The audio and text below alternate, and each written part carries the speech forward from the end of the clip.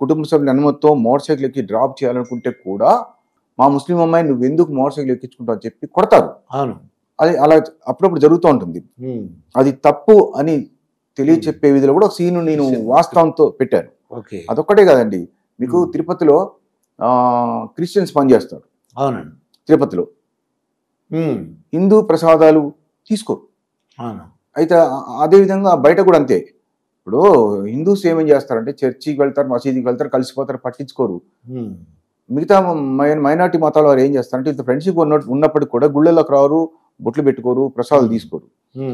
నా దాంట్లో ఏంటంటే బాలాజీ గారు పాస్టర్గా పెట్టి ఆయన ప్రసాదం తింటాడు. తినేటప్పటికి ఏంటండి మీరు చూశారు కదా, ఏంటండి అంటే ఏమవుతుంది, తిరుపతి గుళ్ళో క్రిస్టియన్లు పని చేసుకుంటూ జీతాలు తీసుకొని మరి వాళ్ళు కుటుంబాన్ని పోషించుకోగలేంది ఈ కొబ్బరి ముక్క తింటే తప్పేంటి, ఇది పౌష్టికాహారం ఏమవుతుంది అనేసి పాస్టర్ తింటాడు. అవును. విదేశాల్లో హిందూ ప్రసాదాలు తినకూడదని విదేశాలు అక్కడ లేదు, బైబిల్లో కూడా అక్కడ లేదండి. అవునండి. బైబిల్ అసలు బొట్టు పెట్టుకోకూడదని కూడా లేదు. వీళ్ళు క్రియేట్ చేస్తారు ఇండియా వరకు. అంటే అదొక సీన్ పెట్టడం జరిగింది.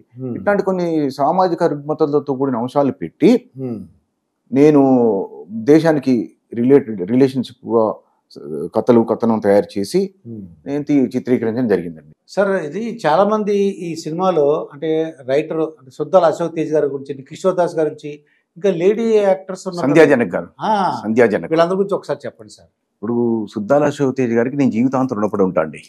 ఎందుకంటే ఆయన సినిమా స్టార్ట్ కాకముందే కథ విని వెంటనే పాట రాసిచ్చారు.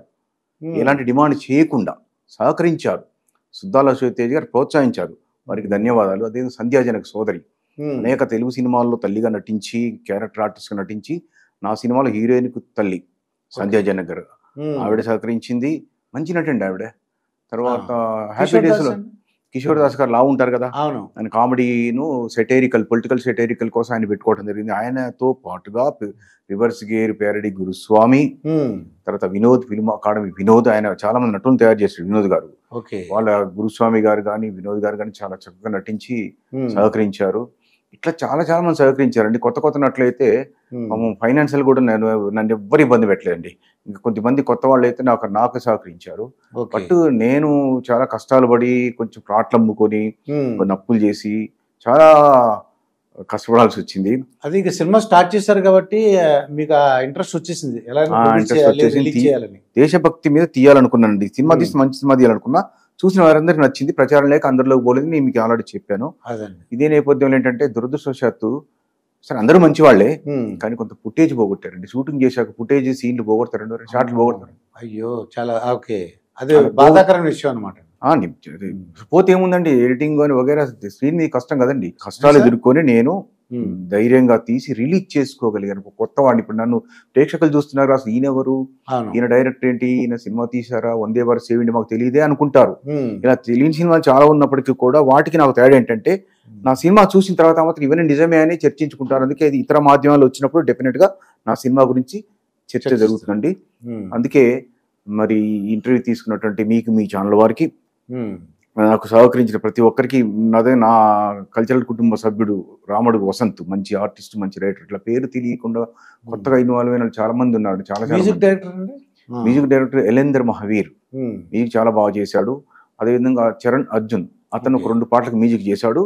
ఈ ప్లేబ్యాక్ మన బ్యాక్గ్రౌండ్ మ్యూజిక్ వేరు, ప్లేబ్యాక్ మ్యూజిక్ వేరు.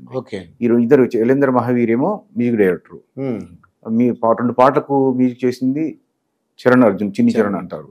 తర్వాత బుగ్గవీడి శ్రీకాంత్ అని న్యూజిలాండ్ ఉంటాడు, అతను టైటిల్ సాంగ్ కు అతను కూడా మ్యూజిక్ అందించాడు. ఇలా చాలా మంది నేను సమకూర్చుకోవటం జరిగిందండి.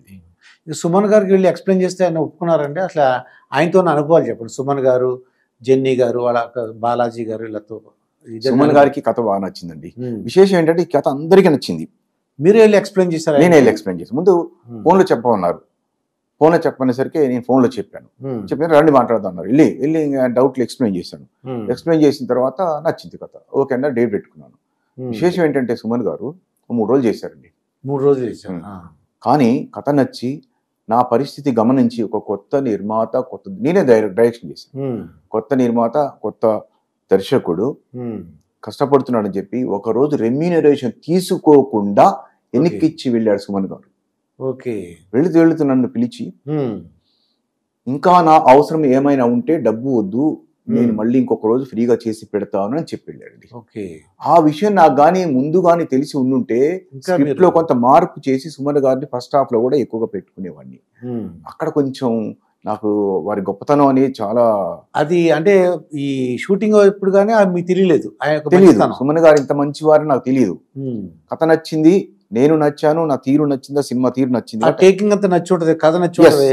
ఇక నుంచి మీకు ఒక అమౌంట్, ఒక 1 day అమౌంట్ రిటర్న్ ఇచ్చేసారు, ఇంకా కాంట్ కూడా నేను చేస్తానని చెప్పారు అన్నారు. మరి నిజంగా ఆయన రియల్ గ్రేట్ సార్. ఇక్కడ విశేషం ఏంటంటే ఆ విషయం నాకు తెలిసి ఉండుంటే నేను ముందే పెట్టుకునేవాడిని. అయితే ఇంకో ఇక్కడ ఇప్పుడు నేను తీసిన ఏదైతే షార్ట్స్ ఉన్నాయో డైరెక్షన్ డిపార్ట్మెంట్ ఎవరి సహాయంతోనే, టీం సహాయంతో తీసినవి ఏవైతే ఉన్నాయో అవి నేను తీస్తే గొప్ప, ఎందుకు కొత్తవాడిని కదండి. అవును, అది గమనించారు సుమన్ గారు. అదే అనుభవజ్ఞులు అని అలా తీసుంటే ఆశ్చర్యం ఏం లేదు. అవును, వాళ్ళకి వచ్చు కాబట్టి వచ్చు, పైగా లో బడ్జెట్, భారీ బడ్జెట్ కాదు కదా. భారీ బడ్జెట్ కాదు కాబట్టి ప్రచారం ఎక్కువ చేసుకోలేకపోయాను. నేను రిలీజ్ చేశాను, మళ్ళీ వాళ్ళందరూ చూసిన వాళ్ళు సంతోషించారు. మీరు సోషల్ మీడియాను ఉపయోగించి కూడా రాలేదు సార్ మీకు. అంటే సోషల్ మీడియాల సంఖ్య అనేది వైఎస్ జగన్మోహన్ రెడ్డి పుణ్యమా అని చెప్పి సోషల్ మీడియాలని పక్కదో బట్టి తిట్లకు గొడవలకు పరిమితమై దృష్టి అంతా అటు మరల్చడం జరిగింది తెలుగు రాష్ట్రాల్లో. అవునండి, పైగా సంఖ్య పెరిగింది. వాళ్ళన్నిటిని నేను ఉపయోగించుకోవాలంటే ఖర్చు పెట్టకపోతే వీలు పడదు. ఎందుకంటే లారీ చాప్టర్ 1 అని చెప్పి August 2 రిలీజ్ అంట. అతను శ్రీకాంత్ రెడ్డి అని అతను విపరీతంగా అన్ని యూట్యూబ్ ఛానల్ని మోటివేట్ చేసేసి ఒక అంటే 10 millions 20 millions వ్యూస్ తీసుకొచ్చాడు ఆ సినిమా గురించి. అంటే ఒకటే అండి, ఇక్కడ మనం డైరెక్ట్ గా మనకు మైలేజ్ కోసమో వ్యూవర్షిప్ పెరగటం కోసమో కాంట్రవర్సీ చేయదలుచుకుంటే ఒకలాగుంటుంది. నేను సాఫ్ట్, అదే వచ్చిందండి. కాబట్టి నాకు కాంట్రవర్సీ కోసము దాన్ని ఏదో చేసి అది నేను అక్కడ కొంచెం దూరంగా ఉంటాను. అప్పుడే నా పక్క వాళ్ళు ట్రై చేయబోయారు, కానీ నేను కొంచెం దాని విషయంలో. ఇంకా సుబ్బరాయ్ గారి సార్తో మన అనుభవాలు, జెన్నీ గారు, బాలాజీ గారు ఆ విషయాలు చెప్పండి ఒకసారి. అందరికీ కథ నచ్చిందండి. ఫస్ట్ కథ ఏం చెప్పారంటే, నువ్వు సినిమా తీయకు, బాగా ఓపెనింగ్స్ ఉండవు. ఫస్ట్ థియేటర్కి జనం రావట్లేదు కదండి. థియేటర్స్కి ఎందుకు జనం రావటం లేదంటే ఓటీటీలు రావడంతో పాటు కరోనా తర్వాత ఈ సామాజిక మాధ్యమాలు పెరిగాయి, రాజకీయ ఘర్షణ వాతావరణం పెరిగింది, రావట్లేదు. ఇవన్నీ చెప్పి తీయకంటే నేను రీసెంట్ గా కూడా సినిమా చూసానండి. చూస్తే పాప్కార్న్ అది 500 రూపాయలు కొనుక్కోవాలి, డ్రింక్ ఏమో అదొక 350 రూపాయలు పెట్టి, అంటే టికెట్ ఏమో 500. ఈ రెండు కొన్నందుకు అదొక 1000 రూపాయలు అయిందండి. మల్టీప్లెక్స్ లో కష్టం అలా చూడటం. కాకపోతే ఆ పరిస్థితి ఉంది, ప్లస్ ఓటీటీలు వచ్చాయి, కరోనా తర్వాత జనం తగ్గారు, మారిందండి. అందుకే బాగా స్టార్ ఇమేజ్ అండి, బాగా ప్రచారాన్ని ఖర్చు పెట్టి సినిమాలకు ఓపెనింగ్స్ ఉంటేనే జనం వస్తున్నారు, బాగుంటే చూస్తారు. కానీ చిన్న చిన్న వాటికి చూడటం అనేది పెద్దగా లేదు. ఆ ప్రభావం నాకు కూడా తగిలింది. కానీ నేను గర్వపడేది ఏంటంటే, ఇక్కడ డబ్బు అనేది ప్రధానం కాదు, నా కష్టాలు నేను పడ్డాను, కానీ నేను దేశం కోసం తీశాను. తల్లిదండ్రులు పిల్లలు కలిసి కూర్చొని చూసే సినిమాని చూశాను, ఎలాంటి ఎక్స్పోజింగ్ లేకుండా నిండు డ్రెస్తో సినిమా తీశాను అనే సంతోషం, గర్వం నాకుంది. ఈ సుబ్బరాయ్ శర్మ గారు కానీ, జెన్నీ గారు కానీ, మాణిక్ గారు కానీ, అశోక్ కుమార్ గారు కానీ ఎగ్జాంపుల్ చెబుతున్నారు. మా లోహిత్, వైభవ్, వీళ్ళు కానీ హీరో హీరోయిన్లు కానీ అందరు కూడా నాకు